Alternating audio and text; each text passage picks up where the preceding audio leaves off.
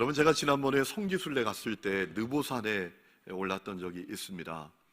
느보산은 요르단에 있는 산입니다. 해발 835m 정도 되는 산인데, 이 느보산에 올라서 모세의 심정을 생각해 봤습니다.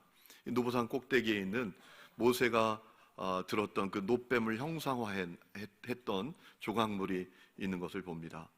여러분, 느보산에 올랐더니 이스라엘 땅이 한 번에 다 바라다 보였습니다. 여러분, 신명기 34장에 보면 모세가 느보산에 올랐을 때 하나님께 뼈아픈 말씀을 듣습니다. 네가 저 땅을 바라다 보지만 들어가지는 못한다. 네가 가나안 땅을 바라보기만 하지 너는 들어가지 못한다. 여러분, 모세가 그 말씀 들을 때 얼마나 마음이 안타까웠을까요? 얼마나 마음에 아쉬움이 있었을까요?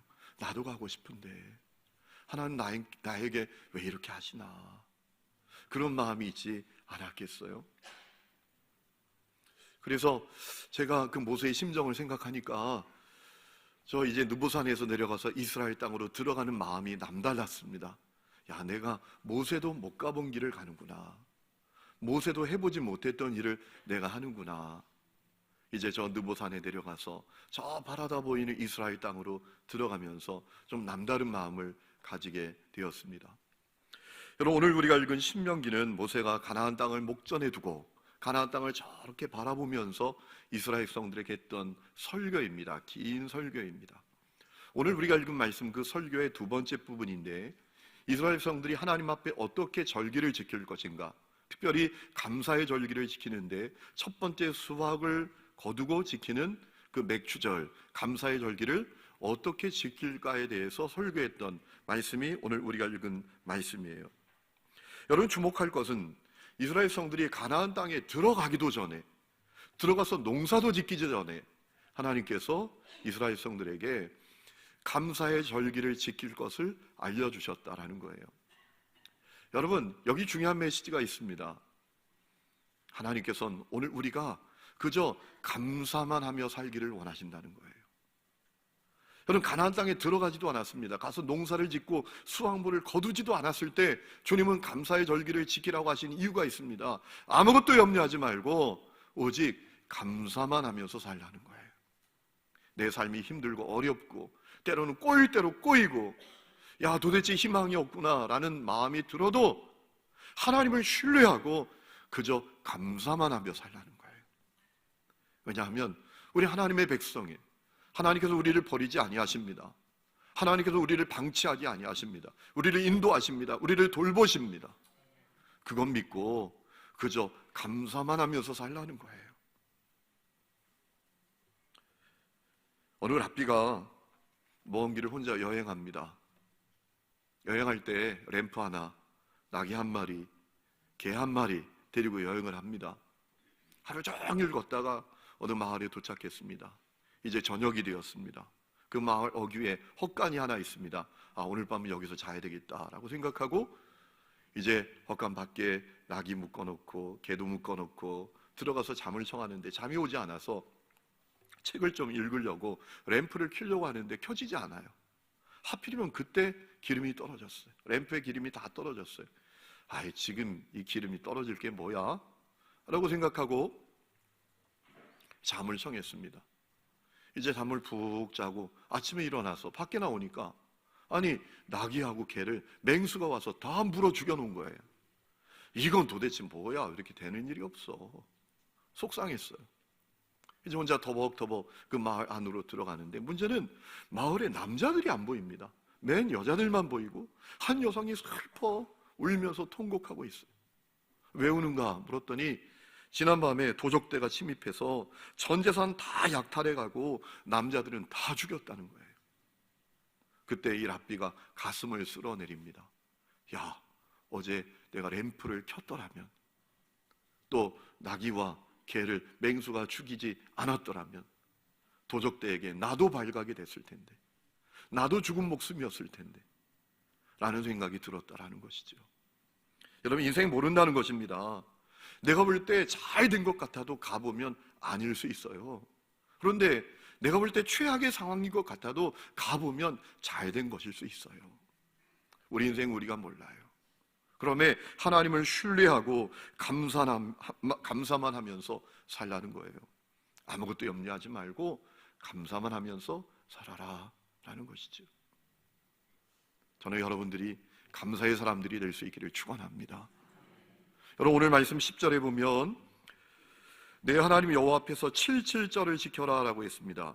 맥추절 77절이라고 부르기도 했습니다. 왜냐하면 이 맥추절은 출애굽의 은혜에 감사하면서 지켰던 6월절부터 7주가 지나고 50일째 지나는 날에 지켰기 때문에 이 맥추절을 77절이라고 부르기도 하고 오순절이라고 부르기도 했다라는 겁니다. 자, 오늘 말씀을 보면 모세가 이스라엘 백성들에게 어떻게 하나님 앞에 맥추절을 지켜야 될지 알려주는데 우리가 꼭 붙들어야 될 몇 가지 말씀이 있는 것을 느끼게 됩니다.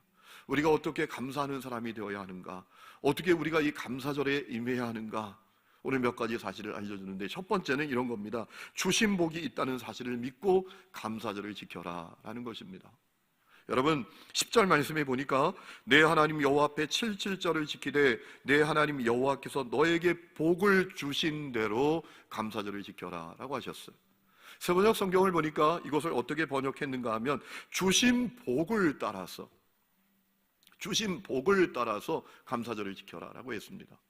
그러니까 무슨 얘기입니까? 우리에게 이미 주님이 주신 복이 다 있다라는 거예요. 우리 가운데 주님이 주신 복이 없는 사람은 없습니다. 우리는 다 주님이 주신 복을 받았다라는 겁니다. 그 주신 복을 따라서 감사해라. 이미 우리는 복은 다 받은 사람들이라는 거예요. 여러분, 우리가 어떤 복을 받았습니까? 가장 중요한 복을 받았어요. 예수를 그리스도로 믿고 구원의 복을 받은 줄로 믿습니다. 우리가 복은 이미 다 받았어요. 중요한 것은 그 복을 바라보는 눈이 있는가 없는가, 그 복을 깨닫는 마음이 있는가 없는가, 그것이 중요한 거예요. 오늘 여러분에게 받은 복을 바라보는 눈이 열려 있습니까? 제가 부산에 사역할 때 김선의 자매가 있었습니다. 이 자매는 국가통역자원이에요. 국가적으로 아주 중요한 사람이에요. 일본에서 국빈들이 방문하면 청와대에 들어가서 통역하는 분이에요. 그런데 이분이 병을 얻어서 7년 동안 투병하다가 세상을 떠납니다. 그분 장례를 치르고 제가 얼마나 마음이 아픈지, 얼마나 제가 하나님께 참 하나님이 원망스럽기도 하고 제 마음도 너무 어려웠어요. 그러나 그때 그 김선의 자매 어머니 권사님 하시는 얘기를 듣고 제가 정신이 번쩍 들었어요. 그 어머니 권사님이 이런 얘기를 하셨어요. 딸의 죽음은 너무나 슬프고 아쉽지만 감사한 것이 있다라는 거예요. 뭐가 감사한가? 하나님께서 딸에게 믿음의 복을 주셨다. 하나님 내 딸에게 믿음의 복을 주셨다. 여러분, 그 딸이 병으로 투병할 때 어디서 저런 평안이 나오나 싶을 정도로 절대 평안을 누렸다라는 겁니다.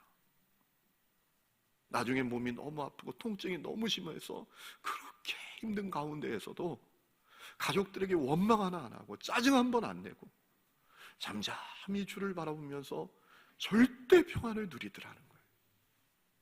아, 하나님이 내 딸에게 믿음의 복을 주셨구나. 여러분, 이제 이 말기 암의 문제가 뭐냐면 통증이 문제입니다. 통증. 나중에 약에 내성이 생겨서 약을 먹어도 듣지 않으니까 나중에 몰핀을 맞을 정도 아닙니까? 그런 엄청난 통증 가운데에서도 짜증 한 번 안 냈다는 거예요. 그래서 잠잠히 주를 바라보더라. 하나님께서 내 딸에게 믿음의 복을 주셨구나. 그 사실을 깨닫게 됐더라는 겁니다. 사랑하는 성도 여러분, 그 믿음을 어디서 얻겠어요? 돈으로 살 수 있겠어요? 하나님 그 딸에게 믿음의 복을 주셨다. 중요한 것은 그것을 깨닫는 눈이 열려 있는 거예요. 그것을 깨닫는 마음이 열려 있는 거예요. 저는 그 눈이 여러분에도 열리기를 주의 이름으로 축원합니다. 여러분, 우리에게 주님이 주신 복이 이미 다 있습니다. 중요한 것은 그것을 깨닫는 마음이 있는가, 그것을 깨닫는 눈이 열려 있는가, 그것이 중요한 거예요. 두 번째는 자원하는 마음으로 즐겁게 감사절을 지켜야 된다라는 것입니다. 여러분 10절 끝에 보면 내 힘을 헤아려 자원하는 예물을 드리라 라고 했습니다. 이 말씀이 너의 능력대로 네가 갖고 있는 것을 계산해서 이런 의미가 아닙니다. 여러분 원문에 가깝게 잘 번역한 성경이 새번역 성경인데 거기 이 말씀을 이렇게 번역했습니다. 마음에서 우러나오는 예물을 갖고 감사를 드리라라는 거예요. 마음에서 우러나오는 감사절을 지켜라. 11절 끝에도 내 하나님 여호와 앞에서 즐거워할지니라 라고 했어요.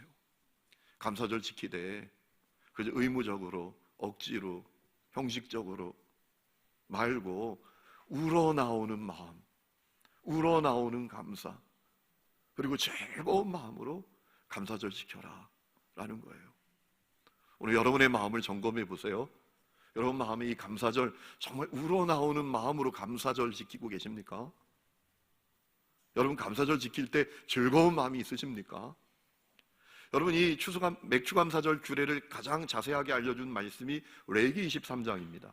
이 맥추절을 어떻게 지켜야 되는가 레위기 23장이 우리에게 쭉 알려주고 있는데 레위기 23장 16절에 보면 새 소재를 드리라 라고 했습니다. 핵곡식을 드리라 라는 거예요. 묵은 것 말고 우리가 적용해 보면 이런 거죠. 그냥 하던 대로 말고 이 맥추절이네 어떻게 하지? 어떻게 감사하지? 어떻게 헌금을 드릴까? 에이 뭐 맨날 드리던 대로 하는 거지 뭐 특별한 거 있어. 이게 아니라 정말 가장 처음 감사절을 맞은 것처럼 가장 새로운 마음으로 핵곡식을 드리라 라는 거예요. 17절에 보면 누룩 넣은 빵 2개를 요제로 드리라 라고 했습니다. 요제는 이 빵을 들어서 흔들면서 드리는 것입니다. 위아래로 흔듭니다. 옆으로 흔듭니다. 앞뒤로 흔듭니다. 특별히 이제 위아래로 흔드는 건 어떤 의미가 있는가 하면 이제 하나님께 드리기도 하고 받기도 한다 뭐 이런 의미라고 하는데 저는 이 요제의 의미가 이런 의미가 있겠다라는 생각이 들어요. 하나님을 향한 마음을 표현하는 거죠. 감사절을 맞은 것이 너무 기뻐요. 너무 내 마음에 하나님을 향한 감사가 충만해. 감사하는 마음이 즐거워요. 이 감사절이 기뻐요. 그러니까 이 재물을 흔드는 거죠. 여러분 기쁘면 흔들잖아요. 기쁘면 손을 흔듭니다. 기쁘면 몸을 흔듭니다. 여러분 미국에 가면 흑인들이 예배드리는 그 장면을 보면 흑인들이 얼마나 기쁨이 넘치는지 찬양 부를 때 막 일어서서 춤을 추면서 부르잖아요. 18절에 보면 1년 된 흠없는 어린 양 7마리, 어린 수소 1마리, 순양 2마리를 번제로 드리라 라고 했어요. 번제는 다 태우는 거예요. 하나도 남김없이 싹 태워서 올려드리는 거예요.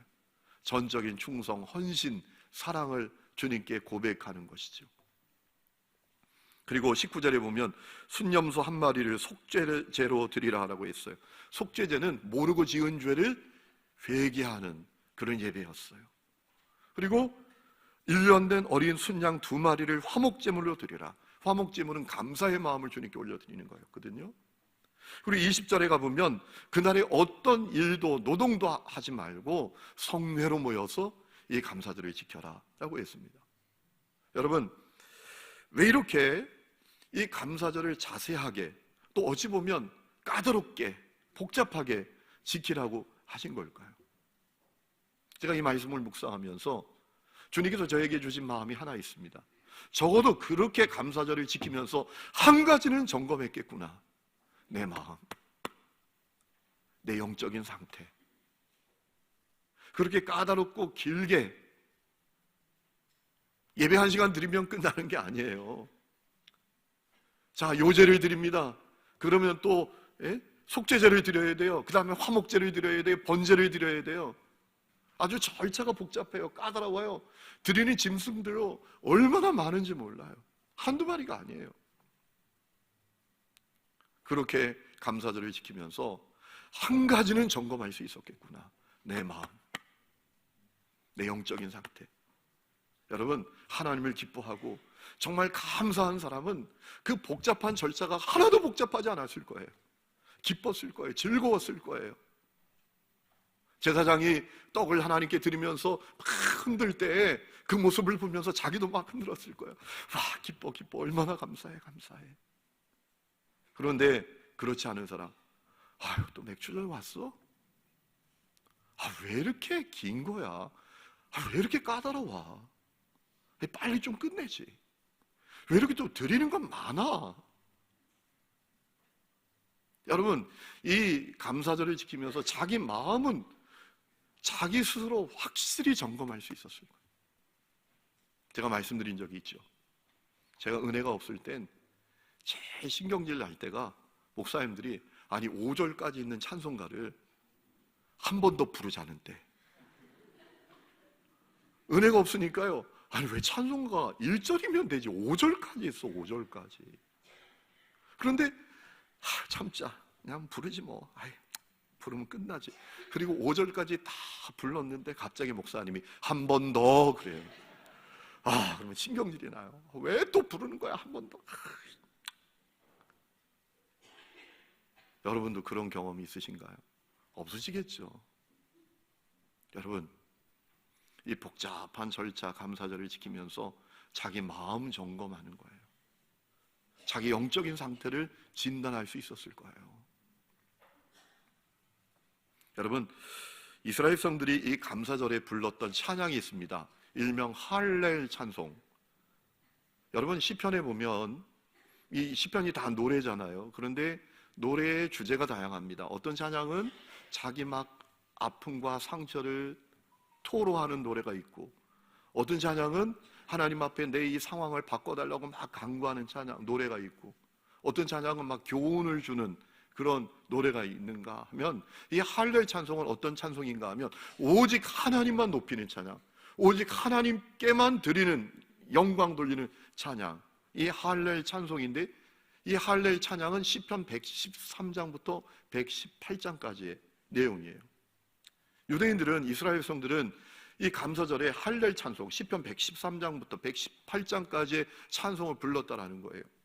여러분, 시편 113장 이런 말씀이 있죠. 할렐루야, 여호와의 종들아 찬양하라. 여호와 이름을 찬양하라. 이제부터 영원까지 여호와 이름을 찬양하라. 해 돋는 데부터 해 지는 데까지 여호와 이름이 찬양을 받으시리로다. 여호와는 모든 나라보다 높으시고 그 영광은 하늘보다 높으시도다. 시편 117장 보면 이런 말씀이 있습니다. 너희 모든 나라들아 여호와를 찬양하고 너희 모든 백성들아 그를 찬송할지어다. 우리에게 향하신 여호와의 인자하심이 크시고 여호와의 진실하심이 영원하미로다. 시편 118장을 보면 여호와께 감사하라. 그는 선하시고 그의 인자하심이 영원하미로다. 이제 이스라엘은 말하기를 그의 인자하심이 영원하미로다 할지로다. 이제 아론의 집은 말하기를 그의 인자하심이 영원하다 할지로다. 이제 여호와를 경외하는 자는 말하기를 그의 인자하심이 영원하다 할지로다. 여러분, 제가 이 찬양의 가사를 여러분에 읽어드렸어요. 여러분, 이 가사를 들을 때, 이 고백을 들을 때 여러분 마음에 어떤 마음이 드셨습니까? 맞아, 그렇지. 하나님을 찬양해야지. 그분의 인자하심과 진실하심은 영원까지 이르는 것이지. 그러니까 이제부터 영원까지, 해 뜨는 새부터 해 지는 데까지 하나님 찬양해야 되는 거지. 우리가 해야 될 것은 그것이지. 그분의 은혜가 얼마나 감사해. 이런 마음이십니까? 아니면 그게 뭐 어쨌다고 이 정도십니까? 이 찬양의 가사의 고백에 여러분의 동의가 되십니까? 전적으로 동의가 되십니까? 여러분, 오늘 11절 말씀 보니까 누구도 예우 없이 이 감사절을 지키라 했습니다. 남녀노소 빈부귀천 상관없이 다 함께 감사절을 지켜야 한다고 했습니다. 너와 내 자녀, 노비, 성중에 있는 레위인, 객, 고아, 과부 함께 다 감사절을 지키라고 했습니다. 여러분, 누가 그렇게 감사절을 지키도록 했을까요? 누가? 우러나오는 마음으로, 즐거운 마음으로 감사절을 지키는 사람, 그는 그렇게 했을 거예요. 아이들을 향해서도 야, 오늘 감사절이야. 우리가 하나님 앞에 감사절을 지켜야지. 고아에게도 찾아가서 힘들고 어렵지. 우리 하나님 앞에 오늘 감사드리는 날이야. 우리 감사절 지키자. 이렇게 했을 거예요. 여러분, 사람이 좋잖아요. 기쁘잖아요. 즐겁잖아요. 어떤 일을 즐거워하고 기뻐하고 좋아하잖아요. 재미있잖아요. 그러면 자기만 하는 게 아니라 다른 사람도 하게 만듭니다. 제 친구 가운데 대학교 교수가 있습니다. 1년에 한두 번 만나는데 저에게 늘 이런 얘기 합니다. 이 목사, 나하고 골프 좀 치자고. 골프. 이 목사도 골프 쳐. 골프. 야, 목사가 어떻게 골프 치냐? 야, 내가 미국에 가니까 미국에 있는 목사들은 다 골프 치러 다니던데. 야, 아니야, 한국하고는 달라. 한국 상황은 달라. 그리고 골프를 칠 시간이 어디 있어? 그랬더니 야, 너 골프 쳐라. 골프 쳐라. 제가 물어봤어요. 왜 그렇게 나한테 골프 치라고 전도하냐? 내가 널 전도해야 되는데. 그러니까 한마디로 끝내요. 재밌어. 재밌대요.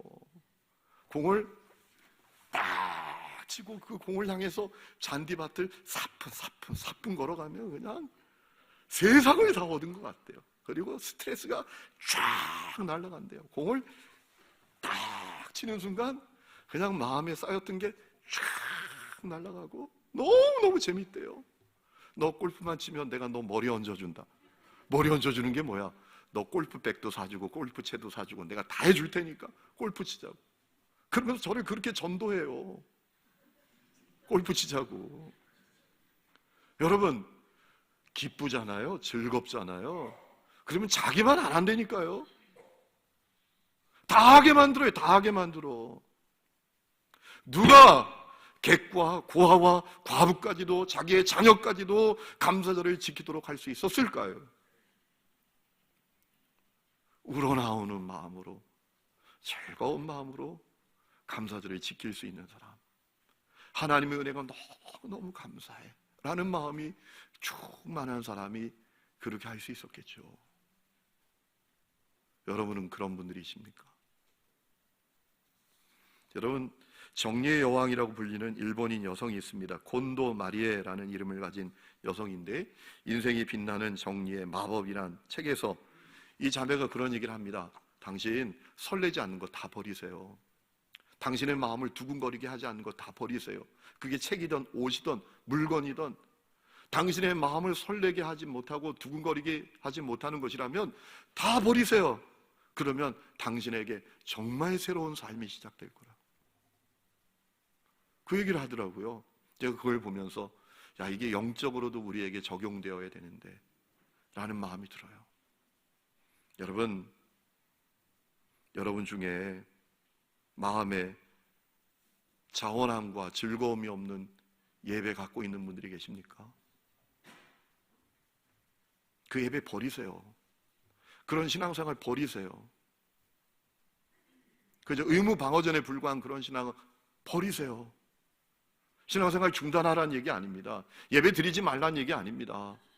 버리고 주님께 새 은혜를 구하란 말입니다.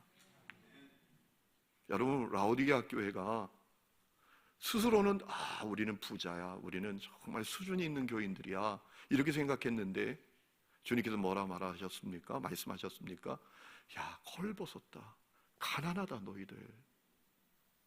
영적으로 너희들은 거지 수준이야. 지금 세상적으로 보면, 표면적으로 육체적으로 보면 너희들 대단히 수준이 있는 교인이라고 생각하지. 내가 볼 땐 너희들 거지야, 거지. 누더기야, 누더기. 그러면서 내리신 처방이 뭡니까? 그렇게 말씀하셨잖아요. 불로 연단한 금과 같은 참 믿음, 거룩한 흰옷, 그리고 영적인 눈을 뜨도록 하는 그 안약을 사서 바르라 라고 했어요. 오늘 여러분, 버려야 될 마음을 버리시기를 주의 이름으로 축원합니다. 오늘 감사절 정말 이 여러분 속에 즐거운 마음으로, 우러나온 마음으로 가득한 예배를 올려드리는 분들이 될 수 있기를 주의 이름으로 축원합니다. 마지막 세 번째는 주실 복을 기대하고 감사절을 지켜라 라는 것입니다. 여러분, 12절 말씀 보면 너는 애굽에서 종되었던 것을 기억하고 감사절 지켜라 라고 했어요. 종되었던 거 기억하라는 게 뭡니까? 야, 깨구리 올챙이적 시절 생각하고 감사절 지켜, 이런 의미일까요? 그런 의미만일까요? 물론 여러분 대단하게 됐잖아요. 지금 애굽에서 노예였어요. 종이었어요. 근데 자유자가 되었습니다. 여러분 생각해 보세요. 이스라엘 백성들이 저 멀리, 아까 사진을 생각해 보세요. 멀리 가나안 땅이 바라다 보입니다. 야, 우리가 그렇게 애태우던 가나안 땅에 정말 들어가는구나. 우리에게 새로운 삶이 열리는구나. 이제 정말 우리가 노예가 아니구나. 우리가 자유자가 되었구나. 얼마나 그 마음에 설렘이 있었겠어요. 주님께서 너희가 애굽에서 종되었던 것을 기억하고 감사를 지키라는 말씀은 어떤 의미인가 하면, 이것과는 너희들 지금도 놀랍다고 생각하지, 그런데 이것과는 비교할 수 없는 미래가 있으니까 주실 복을 기대하고 감사절을 지켜라 라는 의미입니다. 여러분, 오늘 그 은혜가 여러분 가운데 있기를 주의 이름으로 축원합니다. 이 감사절을 지킬 때 주님이 주실 복을 믿고 기대하고 감사절을 지키는 분들이 되시기를 축복합니다. 여러분 가운데 어떤 분들은 그렇게 생각할지 몰라요. 목사님, 저는 현상 유지만 해도 괜찮아요. 그것도 나에겐 지금 어려워요. 나는 그냥 이 상태만을 지키기만 해도 저는 괜찮아요. 더 어렵지 않아도 저는 괜찮겠어요. 어려워지지 않으면 좋겠어요. 물론 우리 삶이 쉽지 않습니다. 어렵습니다. 그러니까 우리가 그런 마음도 가질 수 있지만, 여러분 한번 이렇게 생각해 보세요. 우리가 믿음의 사람이에요. 우리의 삶이 힘들고 어렵지만 우리가 하나님을 향한 믿음을 잃어버리면, 우리 삶이 아무리 어렵고 힘들어도 하나님을 향한 믿음과 기대마저 잃어버리면 우리 인생이 얼마나 비참해요. 우리에게 뭐가 남겠어요? 여러분, 제가 확신하는 게 있습니다. 믿음은 패배하지 않는 것입니다. 믿음은 패배하지 않습니다. 주님께서 주실 복을 믿는 그 믿음은 패배하지 않습니다. 우리가 그 믿음을 갖고 감사절을 지켜야 되는 거예요. 제가 신학교 졸업하고 첫 목회 저 충주에서 했습니다. 지금은 장로님이 되셨는데 이상봉 권사님이시라고, 이분이 저에게 그런 얘기 하셨어요. 목사님, 제가 해병대 제대하고 삽판자루 들고 이 마을 들어왔습니다. 그런데 그분이 엄청난 과수 농사를 지어요. 엄청 넓은 과수원, 하나님께서 복을 받아서 그 과수 농사를 짓고 계세요. 이분이 정말 열심히 일해요. 새벽 기도 4시 반에 합니다. 5시에 끝나요. 근데 이분이 새벽 종을 칩니다. 그게 사명으로 여기는 분이에요. 4시 되면 첫 종을 칩니다. 땡, 땡, 땡 쳐요. 4시 15분 재종을 칩니다. 일어나라는 종 치고 15분, 이제 얼마 남지 않았다. 예? 새벽 기도의 시작 얼마 남지 않았다. 종을 2번 땡, 땡, 땡 칩니다. 그리고 4시 반에 새벽 기도하고 5시에 끝나면 그때 밭에 나가서 하루 종일 일해요. 정말 열심히 사는 분이에요. 그래서 넓은 과수원도 이분이 가지게 됐죠. 근데 한 번은 큰 어려움이 생겼어요. 여러분, 과수농사는 우박 오면 끝입니다. 그 지역이 다 사과 농사 짓는 마을인데 우박이 엄청나게 내려가지고 이 사과를 다 때린 거예요.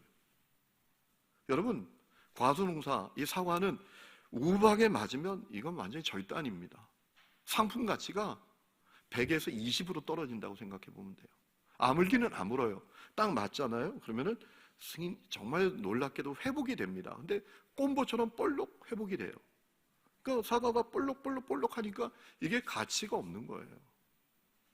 큰 문제입니다. 그 권사님 사과밭은 말할 것도 없고, 성도들 사과밭도 다 그렇게 된 거예요. 마을 사람들 사과밭 다 그렇게 된 거예요. 저도 마음이 너무 어려운 거야. 이거 정말 큰일 났네. 왜 하나님 이렇게 하시지?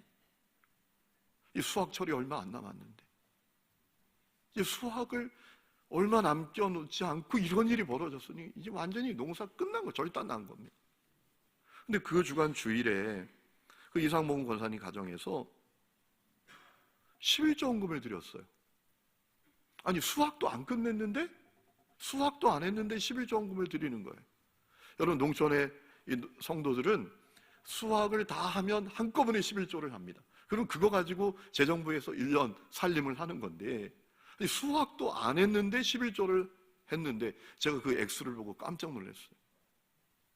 왜냐하면 가장 농사가 잘 됐을 때, 풍년을 맞이했을 때 하는 액수를, 11조를 그 권사님 가정이 한 거예요.